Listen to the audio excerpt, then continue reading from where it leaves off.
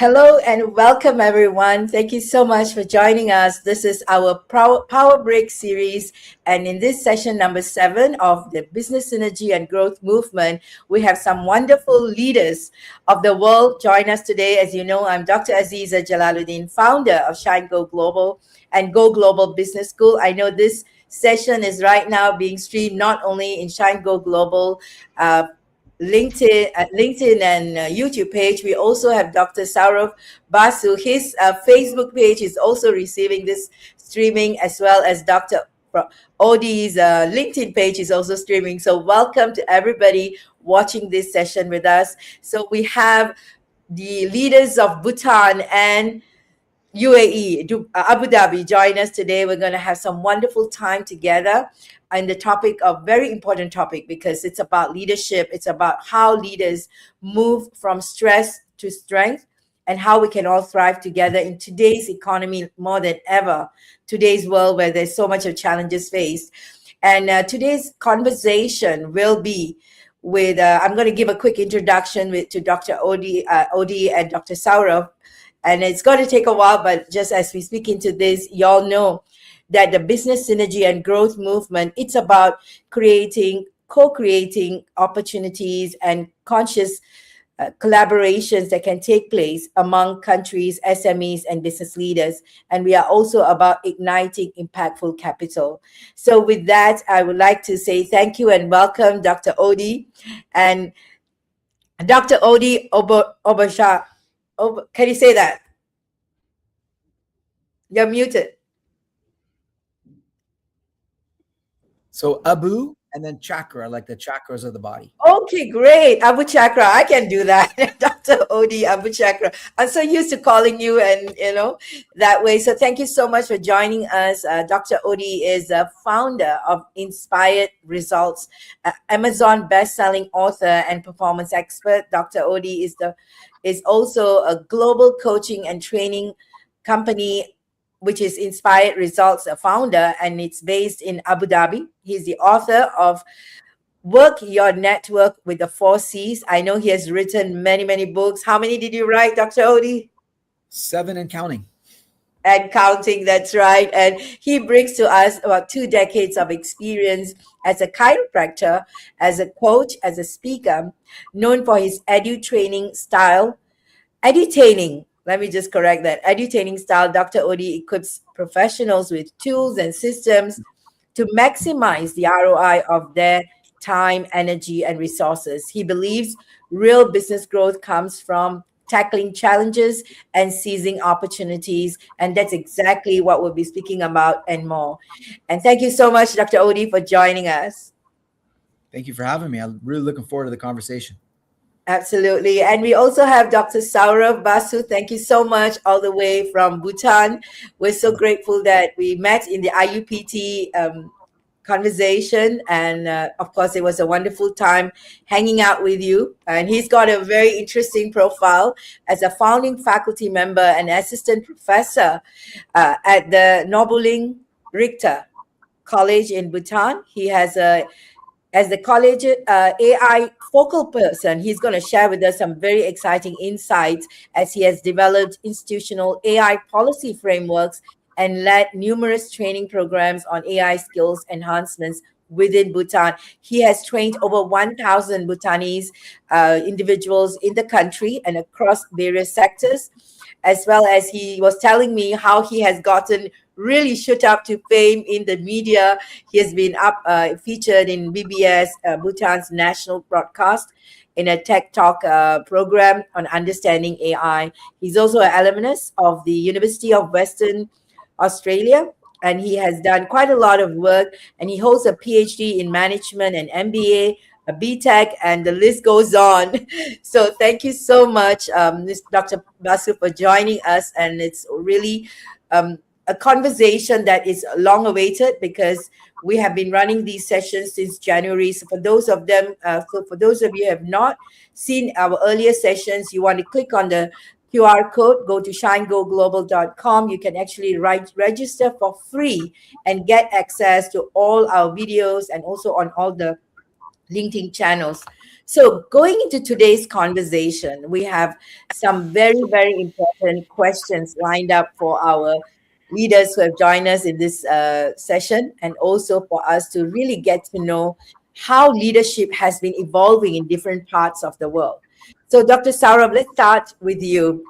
Can you share with us a little bit on your take on leadership in today's world and how you feel it's evolving, and the kind of habits that we need to take on? Uh, Thank you so much for having me and creating this space for this conversation. So you see, if you see World's Economic Forum's Future of Job reports, it is saying that there are around 170 million jobs which are going to come up new, and at the same time, around 92 million jobs are going to disappear. So that itself brings us this challenge that leaders also has to evolve now, because jobs are actually not disappearing, but jobs are also evolving. So in that context, I would say that leaders also need to evolve. So some of the things which I see currently, I work with a lot of leaders as a business consultant, and one of the things which we see that they often experience burnout and fatigue. So burnout, we have to understand in a holistic picture now. Burnout is not just only workload now anymore, right? So burnout is currently information overload, emotional exhaustion, and constant uncertainty, because things are changing so fast. uh, Especially after this advent of AI, things are even changing much faster. So leaders are another thing always which I see on the top of the leaders is leaders are always expected to appear strong. Many are silently exhausted inside, but they need to still appear strong because they have a team which looks up to them, and they need to constantly motivate them. So I see that this how so what I see is like now from burnout we should move to breakthrough now. So breakthrough begins the moment leaders stopped trying to carry everything alone. I would align the one of the core visions of your organization, that is from competitions to collaboration. And collaboration in 21st century is not only collaborating with people, but as I say, collaborating with machines as well. you know so I grew up in a country called India. I was born in Kolkata. India is 1.4 billion people. The very my early childhood and my school and high school all went very intensely with this word competition. Only when I went to Australia and moved to West to have my studies, I realized that competition is a term of the past. The future belongs to collaboration. So I think the leaders also need to look for more and more collaboration with people, which also includes a lot of delegation, and then collaboration with machines, where AI comes in, and then AI can reduce the repetitive cognitive burden. Leaders should use AI to free the mental space, and then where at on the other hand, the human energy which they have should be invested in vision, relationship, empathy, strategic thinking. So I would like to leave with this note that AI should not replace human leadership, but it should remove unnecessary friction so leaders can lead more humanly. You know, so that's where I would like to stop here for this. Over to you, Dr. Aziza. You're mute. Yeah. Yes, yes, I just unmuted myself. So that definitely sets the tone for the next half an hour or so conversation we are having, because that's where all these you talked about the kind of stress that goes in the world, right? And the stress that we are inflicted with and we bring on ourselves. So this is where, Dr. Oudi, how do you feel stress can become a catalyst? Is that even possible? And for innovation and transformation, because I love the word evolution, like evolving, which is about conscious leadership. And now, can you share with us on that perspective? Can stress be a catalyst? Absolutely. The saying that necessity is the mother of innovation. Well, you could actually replace the word necessity and call it stress. Stress is the mother of innovation and transformation, because the truth is nothing happens until you're stressed, right? You're just lying on the couch until there's some stressor. I mean, look at what COVID did. Look at what AI, as Dr. Sourav just mentioned, Look at what AI is doing for people. There's all these new jobs coming out there. You're going to have to adapt and evolve and find your footing, right? I have a funny story of a gentleman who, when I went to his office, he said to me, I'm interested in you coaching my head of department. And I said, sure, tell me what's going on. He said, it's very simple. He stresses me out. I said, okay, he's a group CEO. I said, let me see if I get this straight. He stresses you out and you think he needs the coaching, right? And so as soon as he acknowledged that, hey, there's something I need to work on, then his company started, completely transformed. But it started with a stressor. It started with an interpersonal stress. I know for my personal journey, it started with cancer at age 21, which for most people, it's a sad story. But for me, it was the most inspiring moment of my life. And to give it to you guys in a short version, I was in my room staring at the ceiling, thinking it's the end of life. And I heard this lyric from Bob Marley, and it said, live for yourself and you live in vain. Live for others and you live again. And for me, that's when, things transformed. So stress definitely is the mother of innovation. It's the mother of transformation. And it's either going to create friction or fuel. It's up to you how you frame it. Yeah, and I'm so sorry to hear, but I'm also happy to know that how you've taken that real example of stress, right? And even if it's not stress, I think stress will be an understatement. Is a too small a word for what you must have gone through, and that's where the emotional resilience comes in. And this is where, in modern leadership, it's a lot about emotional intelligence. People talk about all these ways that we need to show up.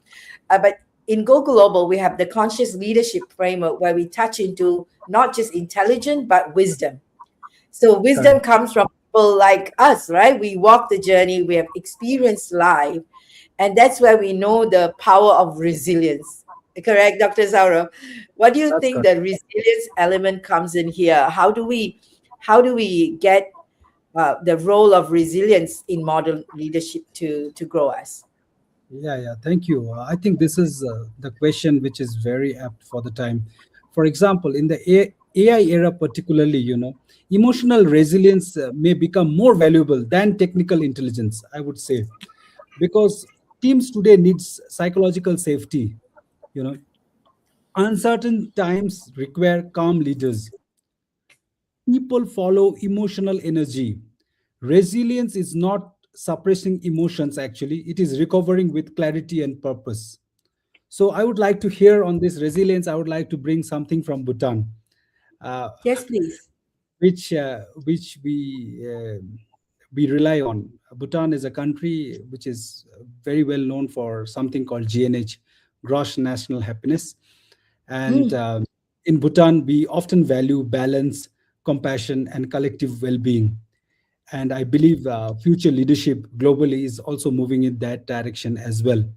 So I would like to say that mindfulness, balance, humanity, and the philosophy of GNH, this collectively is our competence when we do with resilience and emotional balance. That is what I want to say. And since I said a lot on the beginning with collaboration with I would also, and then you have asked this question, I would also like to share something from Andrew and Eric's book, The Second Machine Age. So that book argues that the biggest gains comes not when machines replace humans completely, but when humans and machines are combined well. So exactly where I say that we collaborate with machine, we don't collaborate with we collaborate not with fear, not blind adoption, but intelligent adoption, which is also being mindfully adapting. So that is where I would like to leave it here. Yeah, I think that is the crucial point of work, right? So we do have an AI platform, like what you're doing. The whole world is gearing towards AIs, and many professionals are bringing the importance of AI to the world. At the same time, and we are so mindful about it. So it's about human, AI, and go back to human. If not, we know. Mindful adoption. Yes, And exactly. So that's a human standing above everything. yes, and emotional stability is now the biggest competitive advantage, I can tell you. because the Absolutely. information AI has democratized it. Everybody has plenty of information. Knowledge is Absolutely. free, and Yes. technical skills are no longer enough. So I feel that emotional stability is now a big competitive advantage now. Absolutely, absolutely. And in order for us to sustain the way that we show up is so crucial, because we have to, as leaders, there is a need for constant, like what you say, to put on a act sometimes to stay motivated and inspired all the time, because we have a community to take care, we have staff to take care, we have our teams to take care. So that becomes a moment of, constant sacrifice. So are we able to sustain our performance without sacrificing our well-being? Dr. Odi, what do you think? Absolutely. I mean, it's crucial that you have an eye on each of them, right? I mean, you may know what it takes to perform well in your work, but do you know what it takes to perform well as a human being and nourish the number one asset of a company? I think it was Jim Collins who said the number one asset of a company is, well, before Jim Collins, it was the number one asset of a company is its people. Then Jim Collins came along and said the number one asset of a company is not its people, it's the right people. I would argue that the number one asset of a company is not its people, not even the right people. It's the right people with the right tools. And these tools are not just, technological tools in the workplace, skills, as you mentioned, but it's also the tools to take care of the human being that's driving the whole process. And I think I've worked with a lot of health professionals, for example, who are, known for loving taking care of other people. But they don't really know how to prioritize and take care of themselves. So it's crucial if you want longevity in your career or in your business, if you're a small business owner, to have an eye on performance and knowing what it takes to take your company and your business to the next level. But at the same time, knowing what it takes to invest in yourself, in your mind, in your body, in your lifestyle, so that you have a sustainable business and sustainable life. Yeah. And, as we speak into this, it's really about being human centric as much as we are about everything. We say we have to, 94% system and only 6% depends on people. Every human being is dispensable, right? At the end of the day. But at the same time, we are in a consciousness age where we are people centric at the moment, right? For leadership and everything. So I know you have written the 4 C's that revolves around taking care of human being as leaders. Maybe you can talk into that a little bit for us to give us a context of your 4 C's that I feel will look like human-centric leadership in today's world. Absolutely. So just to paint the picture for everybody, this is based on an Amazon best-selling book that I wrote with Dr. Ivan called Work Your Network with the 4 C's. And the opening scene in the book is my father walking in to my clinic and saying, "Son, I really love what you've done with the place." I said, "Thank you, Dad." He said, "But it's missing one thing." And I was like, "What's that?" He said, "Patience. This place is empty." And I said, "But hold on a second, Dad." I had a comeback. All right. I said, "Dad, don't I need to be patient and give people time to find me and find out about me? I'm the new kid on the block." He said, "Son, that's your first mistake. You don't wait for people to find you. You get out there and you find them." Right. And so when I did, I noticed that I struggled getting business from networking. I know many people have. And I realized that the only thing worse than not getting results as a leader is not knowing why. And I was on a 20-year journey trying to figure out and understand a pattern I kept seeing everywhere, regardless of sector, industry, or profession. There are 4 boxes you must tick in the minds of others before they will do business with you, refer business to you, and follow you as a leader. I call them the 4 C's.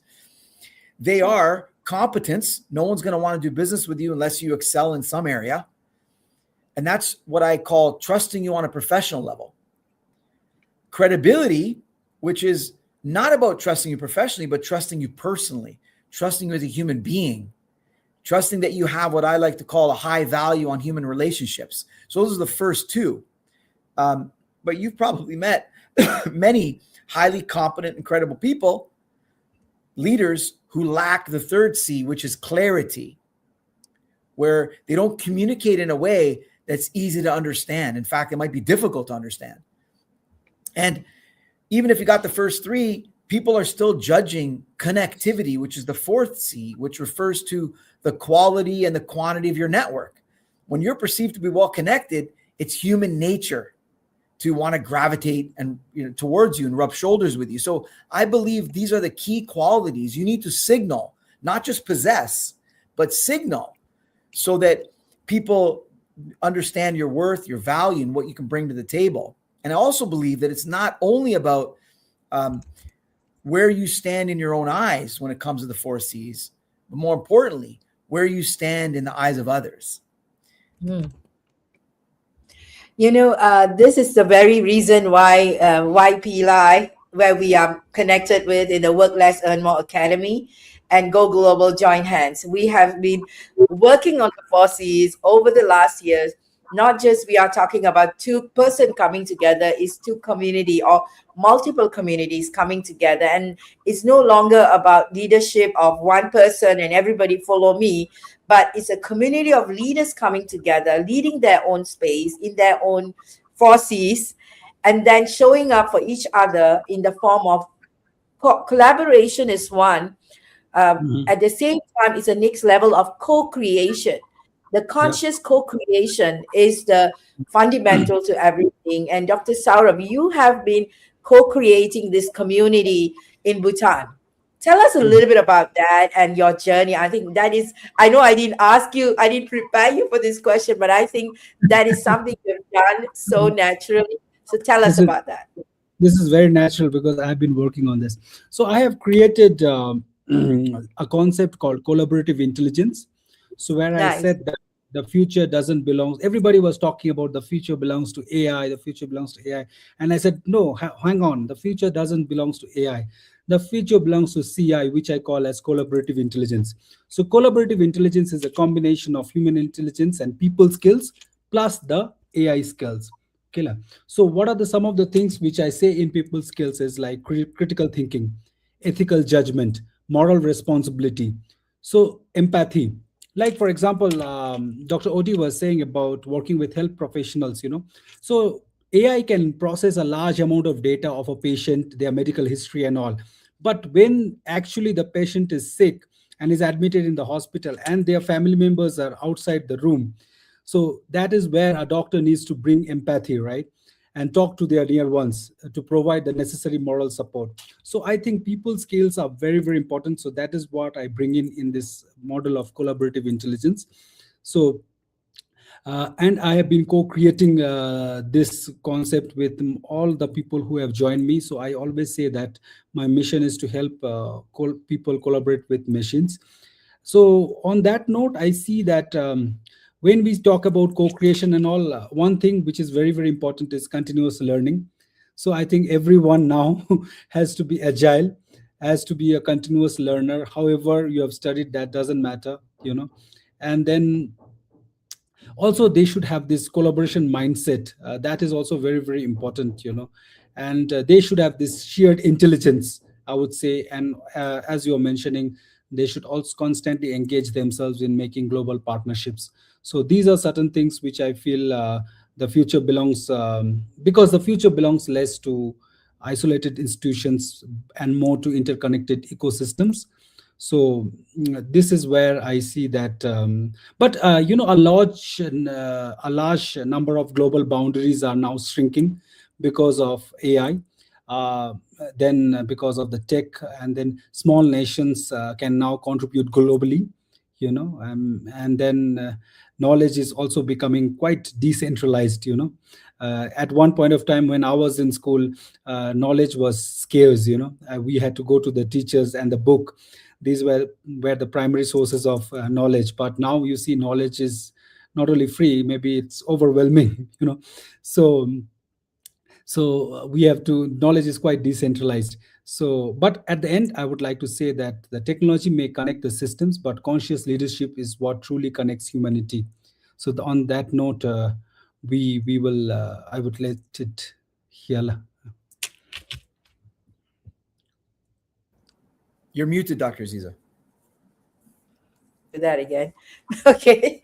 So The habit I was itself, yeah. I was trying to get some technical up, so I was got muted. So you're well said, because you brought it up for the second time about knowledge is free, and that's been so for a while that many people didn't realize. We've moved on from the industrial age to the information age, which is knowledge age. Now we are in the consciousness age. And consciousness age is not about forgetting everything and moving on to something else. It's a culmination of all that we take on our own journey. And that's what you're saying, literally showing up as leaders who are able to bring in not just some theory, but real time experience. And that matters a lot in today's world.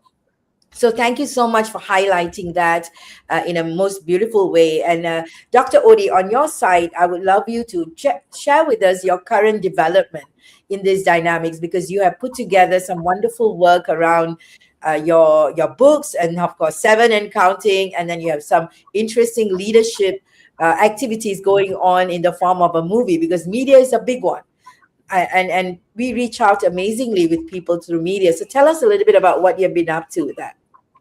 Yeah, sure. So just to kind of close a loop on the 4Cs, what we've actually done is we've created a certification program where individuals can become certified 4Cs experts and bring these concepts in to expand consciousness across various verticals, such as government and corporations, small businesses, etc.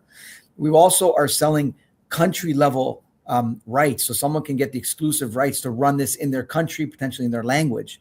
And then they can break their country up into cities or regions and run them at a more local level. And then, of course, that local regional team would develop their practitioner team and help, find specialists in various areas. So that's what we're doing with the 4Cs, because I can't be everywhere, and there's opportunities, as you know, everywhere. So that's leverage. Yeah, it's all leverage. 100%. Yes, absolutely. So the movie, on the movie side, basically the movie is called Inspired. The last round of filming is happening in September between the 19th and 25th. And anyone can participate in the movie as long as they fit the theme, and they can look it up, inspired.movie. And the idea is I'm interviewing people who are living inspired lives and who have overcome some fear to allow that possible. So I'm interviewing the likes of Joe Vitale from the movie The Secret, who, as you guys know, lived on the street, has written, I think, 90 plus books. Brian Tracy, who had doors slammed in his face and is a icon in the personal development world. And he's also written close to 100 books. John DeMartini, who's in the movie The Secret, lived on the streets and has also done incredible, inspiring things. And of course, Dr. Ivan Miser from the BNI world, as you guys know, the founder of BNI, who's been called, for those who are not familiar, has been called by CNN the father of modern networking.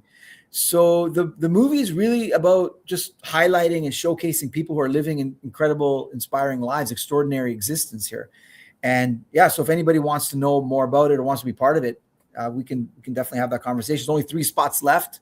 August 19th, the applications we're no longer accepting them. I was kind of hesitant whether I should even bring it up because there's only a couple spots left. So, but yeah, so that's what's happening on the movie front. And it's just another way to, as you said, get the message out there and inspire individuals to become more conscious leaders. Absolutely. Thank you so much. The kind of efforts that we put in, and because you come from different part of the world, and it's like the voices are coming up loud in different parts of the world. And when leadership comes with heart, there's so much we can achieve as a community supporting each other. And Dr. Sourav, can you share with us some habits that leaders can take on? I think that would be a good conversation to kind of close the loop of, we talk about going out there and making a change, but what are some of the habits that can support leaders in today's? First one, maybe delegations and rely on systems and structures more than humans. Second, maybe AI adoptions, build the right human connection, focus on their own physical and emotional well-being, and nice. Then figure out daily reflection time somewhere out of their daily schedule. And then, of course, the very most important is continuous learning, because I feel that leaders who refuse to learn today may struggle to lead tomorrow. you know, because another thing also on the other side is that the speed of AI evolution is so fast that humility has become a leadership necessity now. So Oh, leader big one. Yeah. So, also at the same time, I feel that leaders should pick up some of the AI skills like prompting skills, digital literacy, adaptability, and also the collaboration mindset, which I talked about. So, and at the end, what I would like to say is leaders should stop asking, will AI replace us or my team? And start asking that, how can AI amplify our performance? So if we Yeah. ask this right question, we get the right answer, right? So these are the some of the habits I feel that which a leader should build on right now. Great. Thank you so much. I'm Dr. gonna. Azeeza, can I add something? I Yes, think what you said yes, is please. brilliant, and you covered a lot.